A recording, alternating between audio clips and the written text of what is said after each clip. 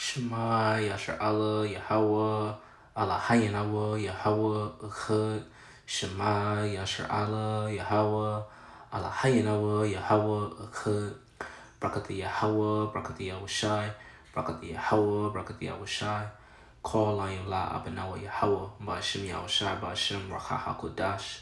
Okay? Double honors to all apostles and elders and bishops of Great Millstone who will and teach well on sound doctrine. Peace, love, and salutations to you, Akim, out there that's doing the work with truth and sincerity. This is Brother Zariah Allah down here at the GMS Virginia camp, back with another edifying lesson through the Spirit and power of Yahweh Shem Yahushai. Alright, and the title of this lesson is Your Faith Will Be Tried to the Extremes. Alright, so with that being said, I want to open up with Sirach chapter 4 and verse 28. It says, strive for the truth unto death, and the Lord shall fight for thee. Right, so when you examine, okay, the scripture, Sirach 4 and 28, okay, it lets you know that the Lord Yahweh Shem Yahushai has a power to be feared, because you may have to prove your faith to Yahweh Shem Yahushai on a very extreme level that, hey, you may have to lose your life to show that you truly have faith in him. Okay, you have to look at the generations of old, the 3 holy children that was put into the furnace of the fire. Okay, Daniel being put in the lions. Then the Lord is going to put us in these harsh situations, okay, to prove our faith. Matter of fact, let's get this real quick.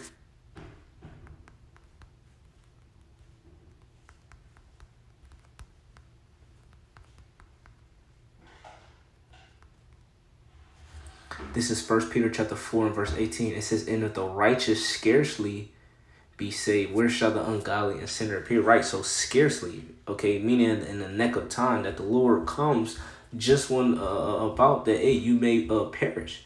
Okay, the scripture says in 1 Corinthians 15 chapter, in a moment, in a twinkling of an eye, okay, they shall all be changed. Okay, so in that moment, twinkling of an eye, that nuclear fire, the Lord is going to save his elect. Now, I want to get an account, okay, concerning, okay, our faith being tested in extreme measures. Okay, because what? The Lord Yahweh Shem Yahushai loves to see, okay, how far are you willing to go to prove yourself. Okay, look what he did to Abraham. Okay, he made Abraham put up his own son as a sacrifice, man. Once he seen that Abraham was willing to go all through with it, what? He stopped it.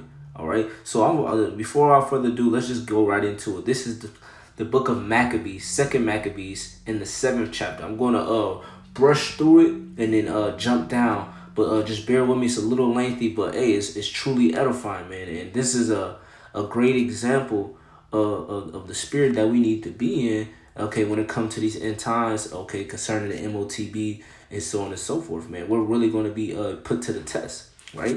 So it says 2nd Maccabees chapter 7 and verse 1.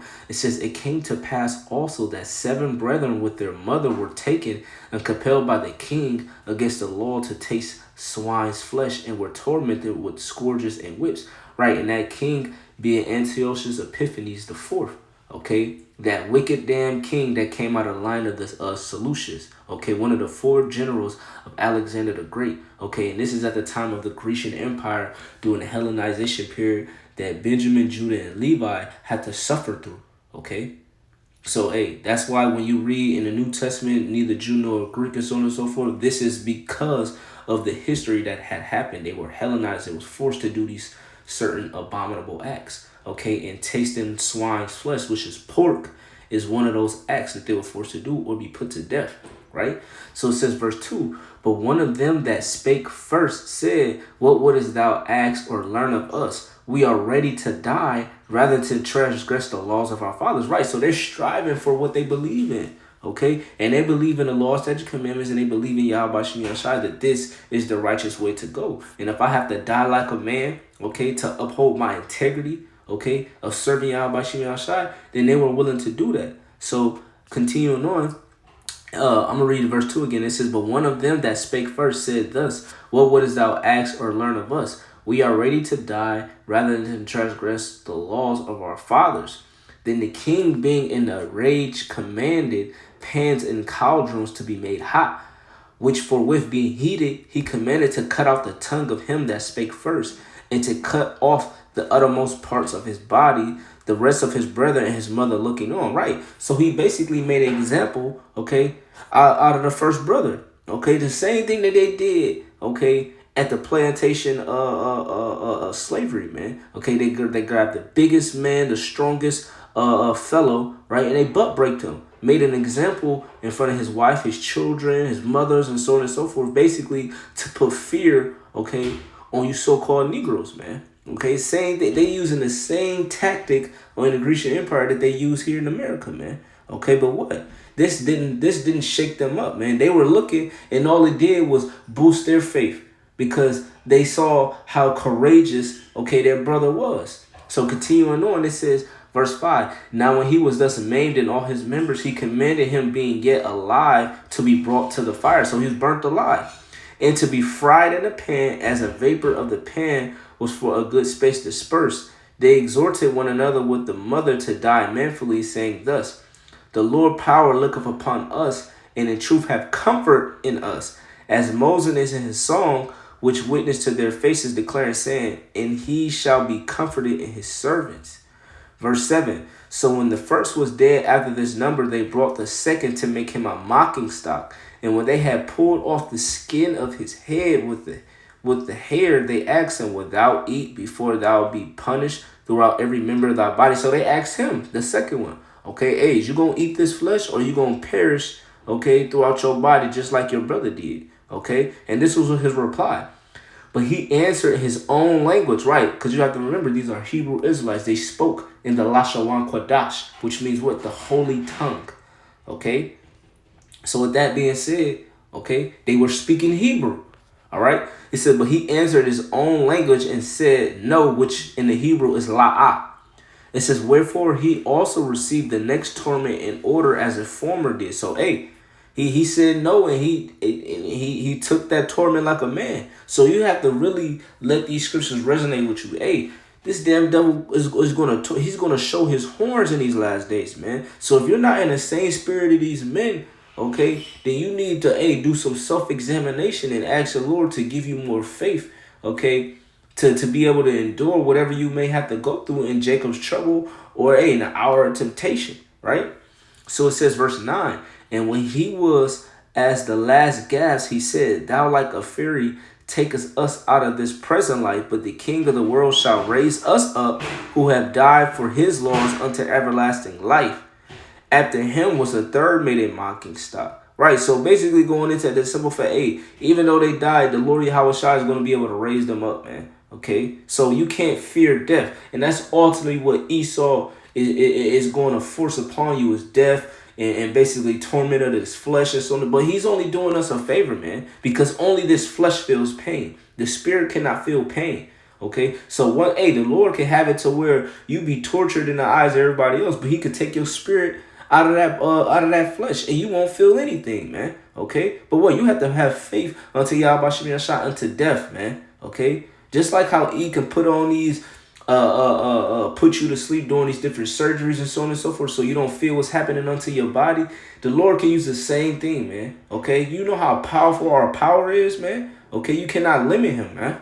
All right, so it says, verse 9, and when he was at the last gasp, okay, his last breath of air, he said, thou like a fury takest us out of this present life, but the King of the world shall raise us up, who have died for his laws unto everlasting life.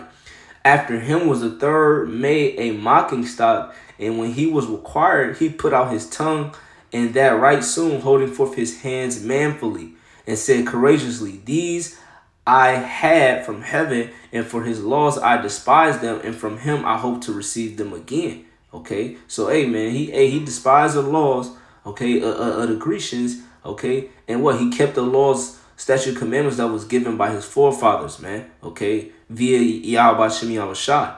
Verse 12, insomuch that the king and they that were with him marveled at the young man's courage, for that he nothing regarded the pains. Right, so he didn't feel the pains. The Lord put the spirit on him, okay, or you can only speculate, either put the spirit on him to not feel those pains, or pull his spirit out of that flesh to where he didn't feel no pain at all. So they all marveled at this young man like, damn, he brave as he taking this shit like a man, right? He ain't buck up just like the first and second one, Okay, and he taking on this torment. He died for his power. That's a man to fear, man. Willing to die for his power at the extreme measures of his faith being tested. Okay, when everybody else is looking at and astonished at the simple fact that, hey, like, nigga, you crazy. You about to let this man cut your tongue out? Man, just eat the damn pork, right?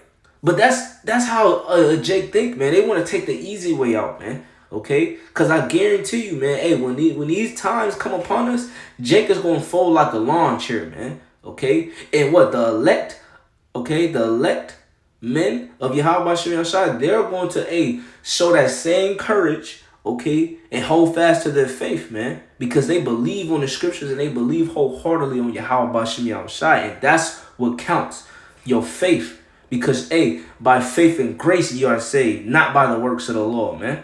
All right, so verse 13, it says, now when this man was dead also, they tormented and mangled the fourth in like manner. Okay, so they was just going down the line.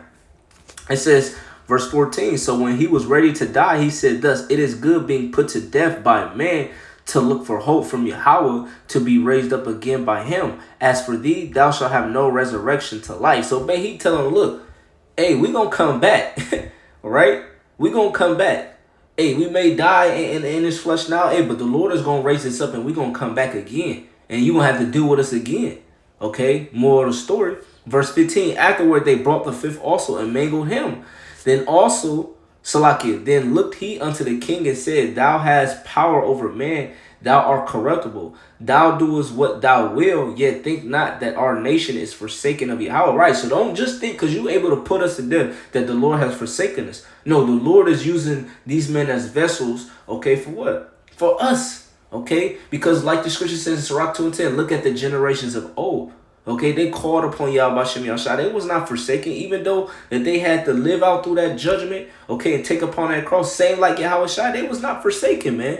Don't think just for 1 second because they perished out of that wicked flesh that the Lord forsaken them. No, the Lord was with them, man. They with the Lord Yahweh Shem Yahshua in the spirit, okay? All you got to read is the 1 Thessalonians, the 4th chapter, okay? They that be dead shall rise first, okay, and meet the Lord in the power of the air, roughly paraphrasing. So in the same like manner, if you be put to death on this side, okay, for righteousness' sake, best believe that the Lord didn't forsake you, man. Okay, that's an automatic seat, okay, to the table of the Lord, being of the 144,000, man, dying for this truth, okay, and enduring to the end. That's a beautiful testimony, man. All right, it says verse 17. It says, but abide a while and behold his great power, how he will torment thee in thy seed. So he basically telling, look, you ain't consider your latter end, okay? Even though you may get us now, but I guarantee you at the latter end, you're going to lose. And that's ultimately what's happening now, man. Is losing, okay? And when the kingdom come, these motherfuckers is going to be tormented, man. Okay? We're going to put their ass in chains, okay, and fetters of iron, okay? And they going to get their ass slaved, man. All right? And that's going to be the vengeance of Yahweh Shem Yahshua, man. That's ultimately what we're looking for, man. All right, verse 18. It says, after him also they brought the sixth, who being ready to die said, be not deceived without cause, for we suffer these things for ourselves, having sinned against our power, therefore marvelous things are done unto us. Right. So he basically accepted the simple fact, look, man, this is my judgment. I sinned against my power. So whatever happened unto me, so be it. Okay. Because we all worthy of death. We all fall short of the glory of Yahweh Shem Yahshua because we all have sinned. So whatever death or whatever judgment the Lord sees fit for us, we have to have the faith and say, look, man, we got to take the judgment onto the chin, all right? Like it says in Micah 7, I will bear the indignation of the Lord Yahweh Shem Yahshua, man. Okay, so we got to bear that indignation because we sin against our power. So that being said, even though we bear and we're willing to take it on the chin, okay, and die for righteousness' sake, instead of just dying in vain and not having no hope at the end, okay, I'd rather have hope at the end and a seat at the table with Yahweh Shem Yahshua and die for righteousness' sake than just dying just to fucking die, right? Not having no hope, right? So it says, verse 19, but think not thou that takest in hand to strive against Yahweh that thou shalt escape unpunished. Right, this nigga ain't go unpunished, man. He gonna pay for all the transgressions that he did against his brother Jacob, man. All right, Yashar Allah, you so-called Negroes, Latinos, Native Americans, and Seminole Indians, man. Okay, that's Jacob. It says, verse 20, I'm going to read verse 20 and 21, and then I'm going to jump down. It says, but the mother was marvelous above all and worthy of honorable memory, for when she saw her 7 sons slain within the space of one day, she bare it with good courage because of the hope that she had in the Lord. Right? That's an elect lady right there, man. Okay, willing to bear the simple fact that all her sons were slain. Okay, that's an elect lady, okay, that have faith in the Lord. Right? And this is also what she did. It says, yeah, she exhorted every one of them in her own language, filled with courageous spirits, and stirring up her womanish thoughts with a manly stomach, she said unto them. Right? So with that being said, hey, man, she said what she needed to say to help them, okay, bear that torment and get through it, man. She was a pillar of rest. She was supporting, okay, the men of the Lord, man. Okay? She played her role. Okay, whereas she wasn't like Job's wife. Hey, curse the Most High and die. She ain't say that. She said you better curse the Most. She ain't say you better curse the Most High and eat that pork. Nah, she said take it like a man, basically. Okay, and fight for your power and strive unto the truth unto death. Okay, that's ultimately what happened, man. Okay, so hey, in a like manner, hey, you women gotta take that in consideration. Hey, you may be put through this type of test, man. Do you truly believe on Yahweh by Shem Yahushua? Okay. Are you able to bear the simple fact that your children, your daughter, your son may die? Okay, to basically seal you? Are you willing to bear that?